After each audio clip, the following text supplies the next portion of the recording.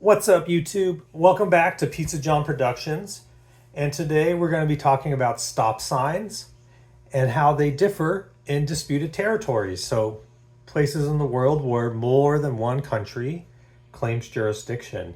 And I got this cool shirt from my number one fans, BMC. So, let's get started. And note, this is not, I'm not saying or claiming that who's right, who's wrong. I have no dog in these fights. So don't come at me. I'm just spitting facts. I'm just showing what I found on Google Maps, and I'm not saying what's what. So, thank you. And the real question is, first, what is a stop sign? So one of the things that humans have done really well is universally, all of our stop signs are red octagons with white writing. Across the whole world, we've decided that. They may not all say the same things, but they all look the same. So that's pretty cool. And our first land dispute is between Belize and Guatemala. There's a little, on Google Maps, there's a little dotted line there showing that Guatemala believes that some of Belize should be part of Guatemala, essentially. And it's been going on for quite a while, ever since Belize was British Honduras. And it continued on into Belizean independence until today. It's currently being arbitrated at the International Court of Justice. But here is a stop sign from a town in the Belize border area. And it was really hard to find stop signs. That's something I want to tell you. There is not a lot of stop signs outside of the United States, comparatively. And I don't know why this one's brown.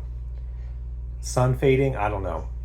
But it says stop. And now here's what they look like in Belize's capital city, Belize City. And this is one from a Guatemalan border town on the other side of that. And it looks like the one in Belize City says stop, and the one in Guatemala says alto. Interesting. Here's another little territory dispute. Puerto Rico. It's been a U.S. territory since 1898. Well, it's been administered by the United States. I don't know when it was officially became a U.S. territory. But let's look at stop signs there. Puerto Rico, they have the red octagon with para. Hopefully I'm saying that right. And call that number if you need mariachi. And how does that compare? Well, Puerto Rico claims its own. Some people want independence for itself, so it's not like a different country wants their territory. Puerto Rico would want to be Puerto Rico. And the United States, if you don't know what a stop sign looks like, go outside, because most of my viewers are from there. Or just Google stop sign. And I'm sorry if you're not from the US or you can't go outside. But it's a red octagon that says stop. It's kind of like Belize's, for a hint. Our next area is the Spanish cities of Ceuta and Melilla and the Plazas de Soberania in northern Africa, Morocco area. These ones are very interesting since they've kind of been part of Spain on and off since the Reconquista and in a way when Spain occupied the international territory of Tangiers. Interesting history, especially the Plazas de Soberania. That might be a video in and of itself because it's kind of cool and colonial, but cool, but not cool. And here is a stop sign I found in Ceuta. It says stop.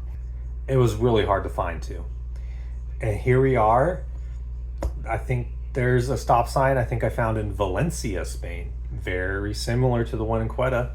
And there's one in from Morocco, where the land, the country that Quetta is an enclave in. Exclave? Interesting. But yeah, it really shows about, it doesn't really matter where it is. It's more about who administers the area that chooses stop signs, which makes sense. It makes sense.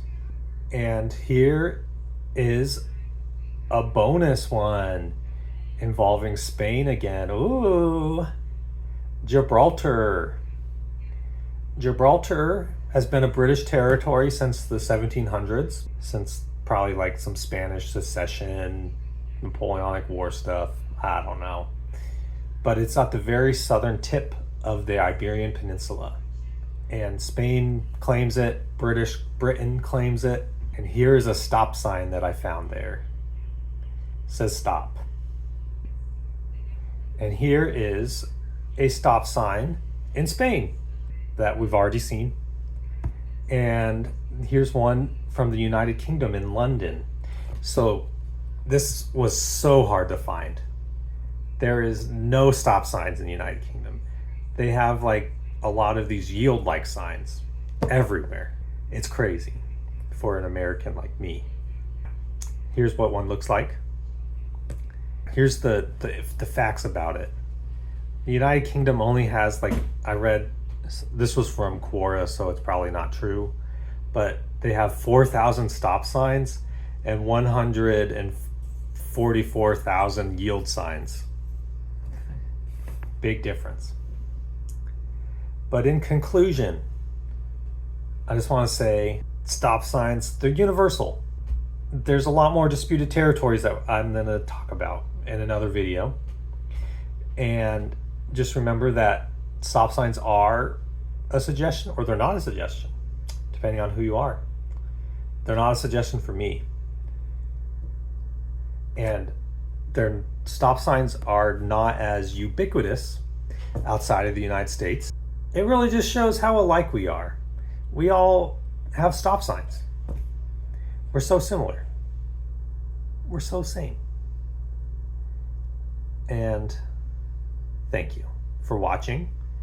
And eat some pizza, baby.